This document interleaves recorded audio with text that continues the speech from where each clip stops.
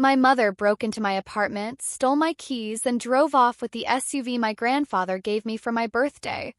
She thought that was the crime. She had no idea that 9 days later I'd be standing on a private yacht in a tailored coat, watching federal marshals slap handcuffs on the man my family chose over me, while my dying grandfather stood right beside me, very much alive and smiling for the first time in years. If you've ever been the family scapegoat, the one who worked while everyone else got handed everything on a silver platter, stay till the end. There are 3 twists coming, and the last one is going to make your jaw hit the floor. Welcome back to Silent Revenge, the channel where the quiet ones always win in the end. I'm Reagan. If this is your first time here, hit subscribe now because trust me, you're going to want to see how this one ends. Let's begin. My name is Reagan Ashford. I'm 30 and I work as a structural inspection consultant. I crawl through half-built towers and abandoned strip malls in steel-toed boots, hunting for cracks nobody else wants to find. Not glamorous. Not Instagram famous. But I built that career with my own 2 hands and nobody ever handed me a single inch of it. Before I tell you what happened on that boat, you need to understand the house I grew up in. 'Cause none of this makes sense unless you understand the rot underneath the pretty paint. We lived in a stately colonial outside Denver, Colorado, the kind of house with a circular driveway and a hedge trimmed like a swan because appearances were everything to my parents. My father, Marcus, was a partner at an investment firm, obsessed with his country club standing. My mother, Diane, ran our household like a PR firm, and her only real client was my younger sister, Brooke. Brooke is 27, and she has always been the sun our family orbited. Beautiful in that effortless way, she learned early that tears and a pretty smile got her further than any amount of hard work ever could. While I pulled all-nighters for certification exams and paid my own way through school, Brooke's rent in a luxury high-rise was quietly covered every month, her credit card bills wiped clean without a word. When I finally earned my license, after 2 grueling years of unpaid fieldwork, my mother's response was a sigh and a question about why I'd want to walk around dirty construction sites like a laborer. That was the emotional temperature of my childhood. Cold. Transactional. Always tilted toward Brooke. Then Brooke married Trent. Trent Callahan was 32, charming in that oiled car salesman way, and worked, allegedly, as a senior loan officer at a downtown regional bank. Custom suits, buzzwords about high-net-worth clients, and my parents ate it up like gospel. To them, he was the son they never had. I never trusted him. Something about the way his stories never quite lined up. But my concerns were dismissed the way everything I said was dismissed in that house, with a wave and a comment about jealousy. The one person who ever truly saw me was my grandfather. Gerald Ashworth was 81, a self-made billionaire who'd built a logistics and real estate empire from a single delivery truck. He hated flash. He respected exactly one thing: people who worked for what they had. "You're the only Ashford who ever built something instead of borrowed it," he used to tell me. Coming from him, that meant everything. 2 months before Thanksgiving, for my 30th birthday, he surprised me with a brand-new, fully loaded Range Rover. Tired, he said, of watching me drive a beat-up sedan through the snow to inspection sites. My mother was livid for weeks, making snide comments about luxury being wasted on someone who poked around empty warehouses. I ignored her. I always did. Then came Thanksgiving. Denver got hit with a brutal early snowstorm that week. I'd spent the previous week finishing a massive inspection report, running on protein bars and 4 hours of sleep. When I went down to my building's garage to drive to Grandpa's estate, my assigned spot was empty. The Range Rover was gone. My stomach dropped straight through the floor. Building management confirmed it. My mother had shown up the day before, claimed a family emergency, and used a spare key, meant only for real emergencies, to walk into my unit, take my keys off the counter, and drive off with my vehicle. I had to call a cab. I sat shaking in the back seat as we crawled through holiday traffic. When I finally reached Grandpa's gates and trudged up the walkway, the doors opened before I knocked. He took one look at me, soaked, frozen, arriving on foot, and his eyes sharpened. "Why'd you come by cab? Where's the Range Rover?" Before I could answer, my mother stepped out with a wine glass and a smug little smile. That Range Rover belongs to Brooke now. The room went dead silent. Grandpa turned to his longtime attorney Nathaniel Cross, standing near the fireplace, and asked one question: who authorized that transfer? Brooke strutted in on Trent's arm. Reagan's just an inspector. She doesn't need a luxury SUV crawling around construction dumps. Trent just made VP, we need to look the part. My mother nodded along. You're 30, single, no real responsibilities. Time you sacrificed a little for your sister's future. I stood there, snow melting onto their marble floor, and felt something inside me go very calm. Not angry. Calm, the kind that comes right before you realize how deep the hole actually is. I'm not going to make a scene about you breaking into my apartment, I said evenly. But how did you get the title transferred? I never signed anything. Trent laughed and pulled out a folded document like a magician's trick. You signed a medical power of attorney last spring for your appendix. Your mom has full authority. We took it to the DMV. Perfectly legal. The floor tilted beneath me because I had revoked that document. The day I was discharged, I'd gone straight to a notary, filed the revocation with the county, and mailed my mother a certified copy. She'd thrown it away unopened or simply pretended it never existed. That paper Trent was waving around had been legally dead for 8 months. And if he'd used it to push a transfer through his own bank systems, he hadn't just stolen a car. He'd committed a federal crime and had no idea I already knew it. If you're already feeling that slow burn, drop a comment telling me which family member you can't stand yet. Trust me, it gets worse. Subscribe now, because what Reagan uncovers next isn't just theft. It's a $500,000 secret hiding in plain sight. I didn't sleep that night. By sunrise, I was logged into the professional-grade databases I use daily to vet commercial property owners. If Trent thought he could run a shell game past a woman who finds hidden liabilities for a living, he'd badly miscalculated. I pulled my own credit file, expecting a simple registration change. Instead, a brand new commercial line of credit opened the exact day my mother broke into my apartment. Principal $487,000 borrowed against my name, my license, my credit history. The lender, the exact branch where Trent worked. He hadn't just stolen a vehicle for a joyride. He'd used it as collateral to push through a massive fraudulent loan using his own employee credentials. $500,000 doesn't vanish into thin air. I traced the wire to a new LLC, Meridian Crest Holdings. The sole managing member wasn't Trent. It was Brooke. My sister, who'd never held a real job, was suddenly CEO of a shell company sitting on nearly $500,000 in stolen capital. The SUV was never about status.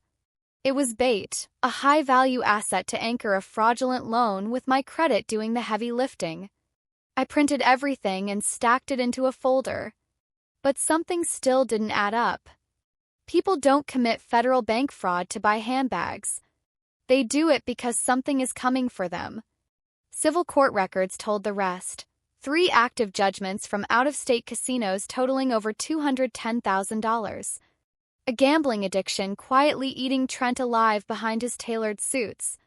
County filings showed his and Brooke's luxury loft was 4 months behind on rent, already in eviction proceedings.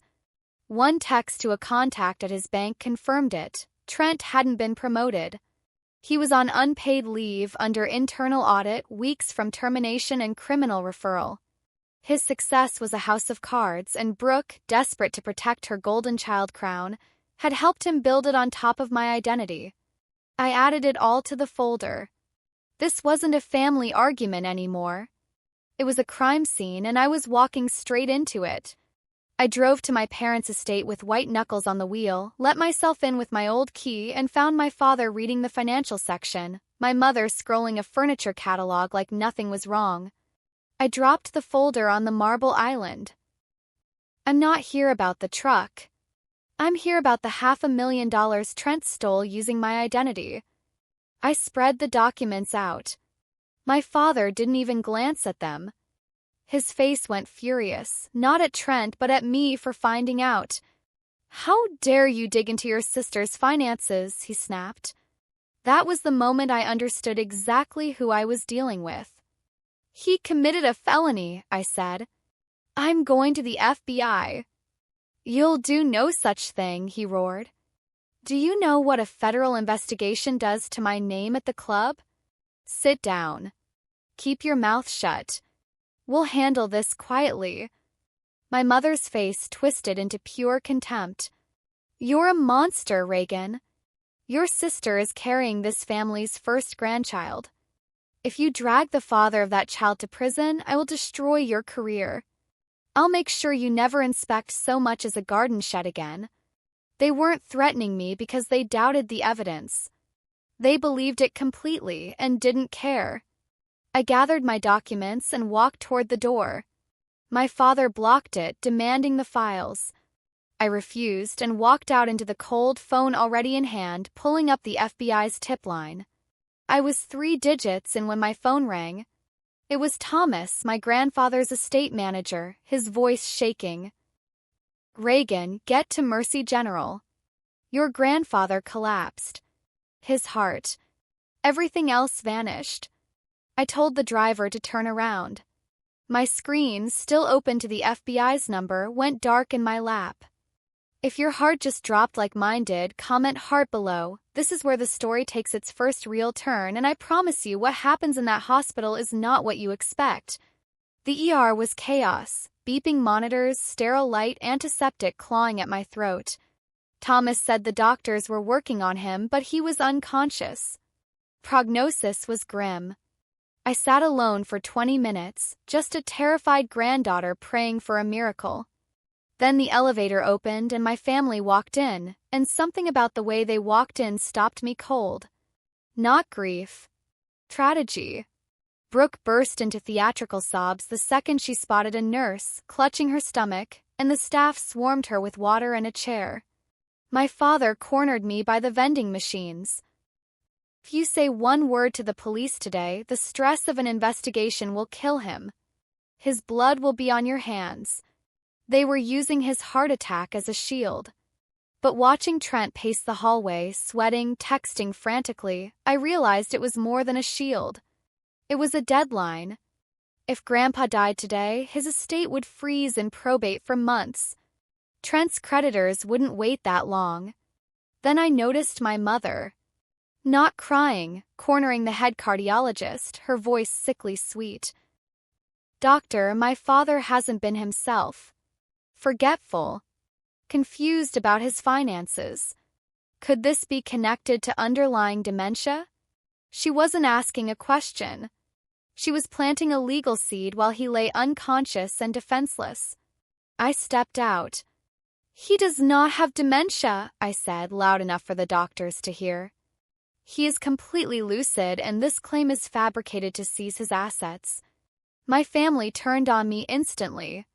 My father hissed about my instability. Brooke sobbed into Trent's chest about my cruelty. Thankfully, the social worker refused to sign anything without a full evaluation once he woke. The second the staff walked away, the mask came off completely. "You think delaying a piece of paper stops us?" my mother whispered. "By tomorrow, he'll be a ward of the state, and you'll be barred from every account he owns." I let my shoulders slump. I let my voice tremble. I let them believe completely that I had finally broken, because the more confident they felt, the more they'd say out loud, thinking no one was listening. I intended to hear every word. I slipped into a shadowed alcove near the ICU. A few yards away, the performance of grief dissolved entirely. "Are the auditors really moving Monday?" my father whispered. "I got the flag this morning," Trent said, stripped of all his usual polish. "If I don't clear the $487,000 before Monday, they'll see the forged signatures. I'm looking at 10 years. "Keep your voice down," my mother hissed. "We have the solution lying in that bed right now." My stomach turned. They were discussing my grandfather's estate like an ATM built to fund their felonies. "The second the judge signs Mom's conservatorship," Trent said, I need a wire from his liquid accounts to the bank. We zero out the loan, dissolve the shell company, and it looks like a repaid debt. And the casino debts? My father asked, confirming he'd known about the gambling all along. Pocket change, my mother said. He's got $8 million in savings. We pay the bank, pay the casinos, lock the rest into trusts under our names. Brooke's whiny voice cut in. But my baby shower on the yacht Saturday, the planner needs $75,000 tomorrow. I can't cancel, Dad's whole network is coming. The party happens, my father said. We'll draw against the estate the second the judge rules. I stood in that dark alcove, memorizing every word.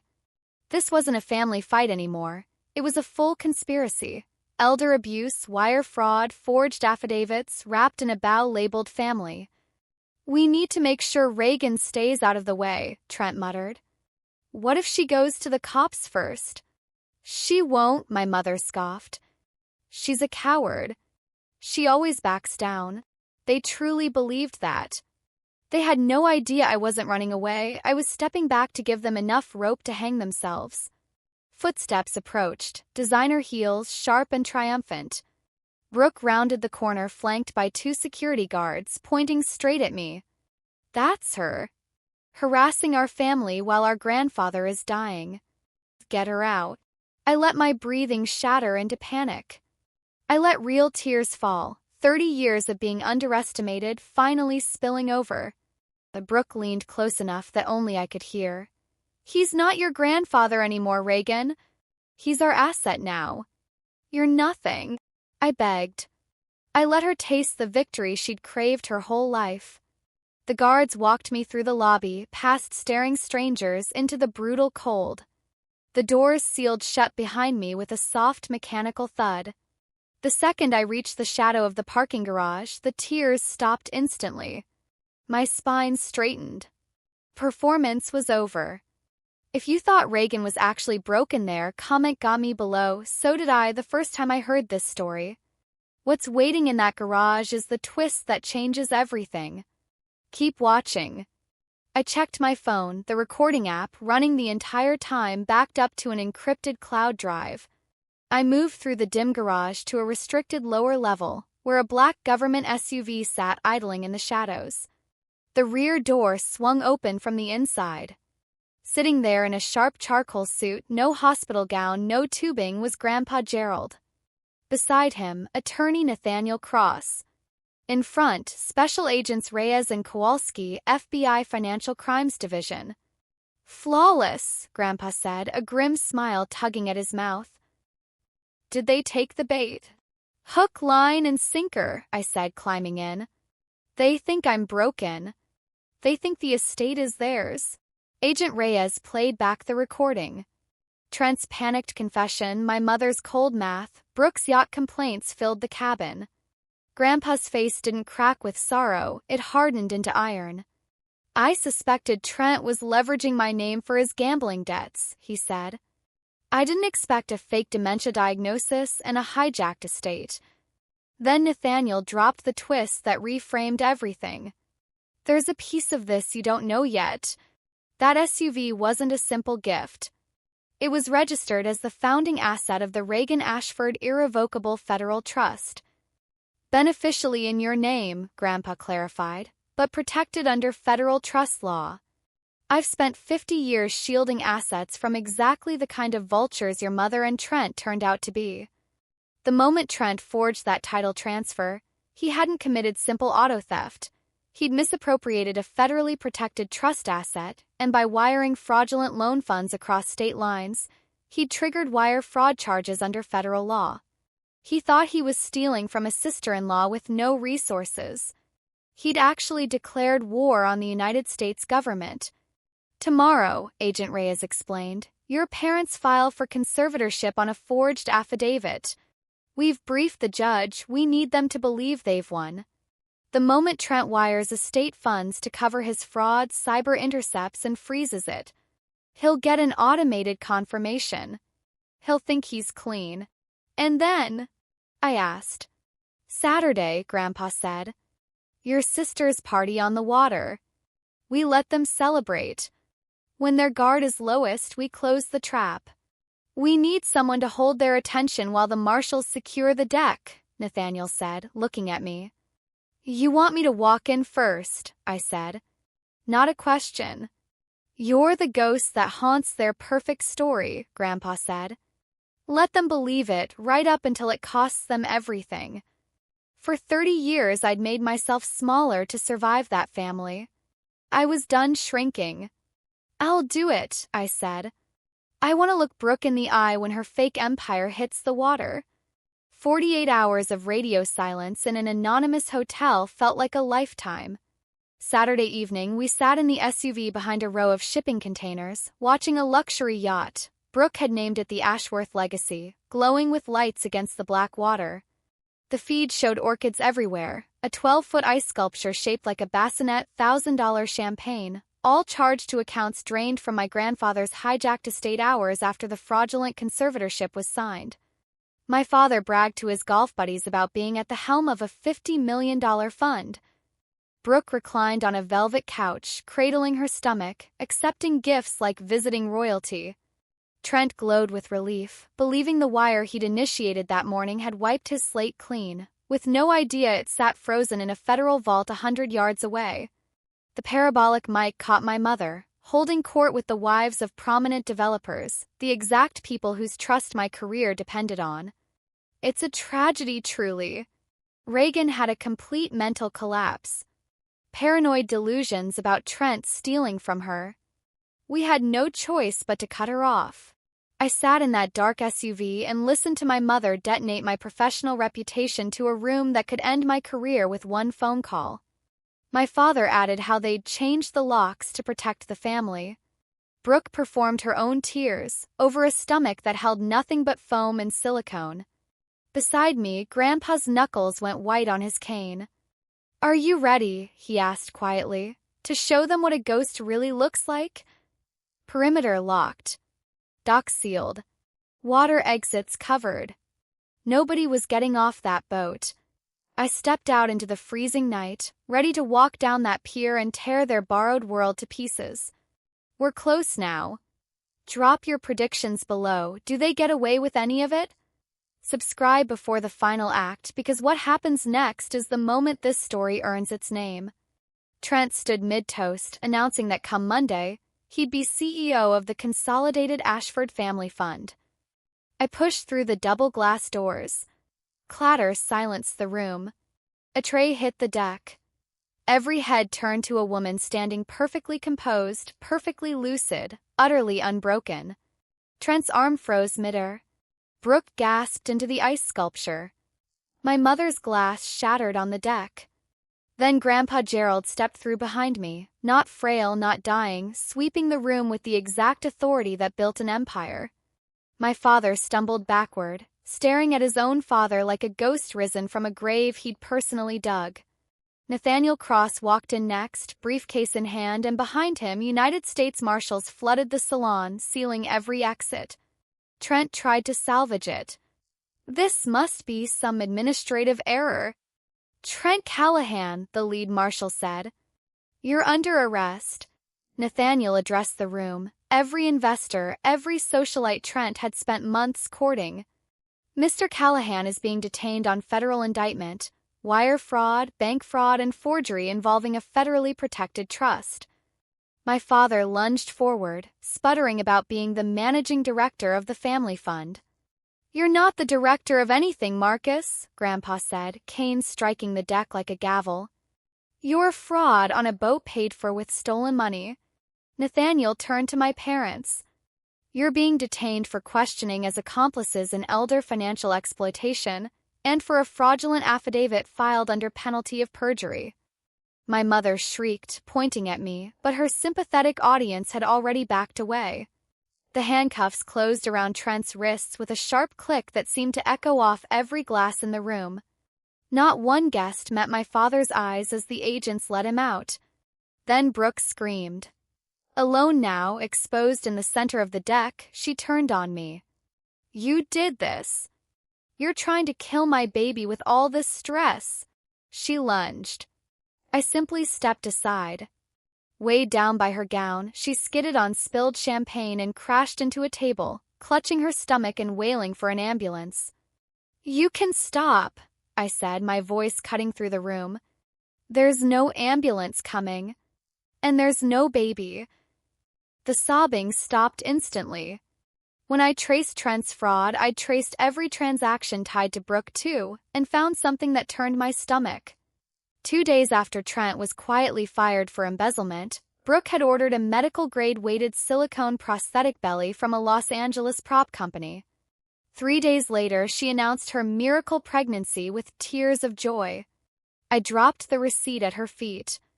"You knew our parents would burn the world down to protect their first grandchild.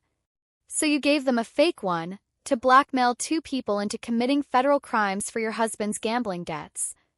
"You're lying," she screamed, scrambling backward, arms wrapped uselessly around her stomach. Grandpa stepped forward, cane striking the deck. "If she's lying, you'll have no objection to the paramedics on the dock confirming it. I can have them here in 30 seconds. Brooke's face went white. She looked at the sealed exits, at the horrified guests, and finally at me. There was no lie left, and no parents left to hide behind. Her hands fell away. The trembling victim melted into a hollow, defeated shell, sitting in broken crystal in her own unraveling story. "You sold out your parents for a man who used you as a shield," I said quietly. "You demanded I sacrifice everything for your fake family. The only thing you built tonight, Brooke, was your own cage. A full year has passed since federal marshals boarded that yacht and dismantled everything my family thought was untouchable.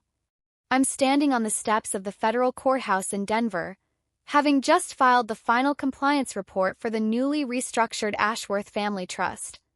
The magistrate praised the transparency and closed the supervisory period. I am now sole managing director of a $50 million portfolio, answering to no one but my grandfather, who, freed from the toxic weight of his son and daughter-in-law, looks a decade younger. Trent is serving 12 years federal time without parole.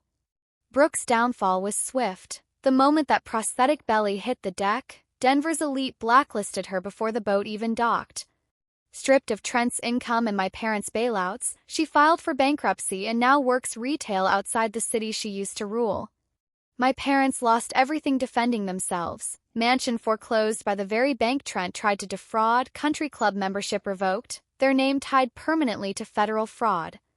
I crossed toward my Range Rover, legally recovered, registered again under my name, when movement across the intersection caught my eye. A discount grocery store's doors slid open and 2 figures shuffled out into the wind. Took a moment to place them under the wreckage of a life completely collapsed. My father, in a thin, ill-fitting jacket, looked a decade older. My mother struggled with 2 thin plastic bags, her once perfect highlights grown into dull gray roots. One bag tore. Cans rolled into the gutter. As she bent to gather them, her eyes lifted and landed on the Range Rover and on me standing beside it, holding a briefcase full of the exact empire she'd once tried to steal. She froze. My father turned, his face slack with recognition. I watched her mouth my name across the traffic, one hand reaching out, a plea 30 years too late from the same woman who'd once threatened to erase me entirely. I felt nothing but quiet, complete peace. I offered them one calm smile, opened my car door, slid into the seat and drove away, leaving them standing in the cold, trapped inside the very world they'd built for themselves. Looking back, the real lesson was never about trust law or wire fraud statutes. It was learning that silence isn't the same as peace. For 30 years, I let my family mistake my composure for weakness. I thought staying quiet was keeping the peace. It wasn't, it was funding my own erasure. Toxic people don't respect your silence. They weaponize it. The moment I stopped absorbing and started documenting, everything changed. Blood makes you related. Doesn't make you family. Respect, honesty, and loyalty do. If this story hit home, if you've ever had to walk away from people who share your DNA to protect your future, tell me in the comments. How did you find the courage to draw that line? Hit subscribe, ring the bell, and I'll see you in the next one. This has been Silent Revenge.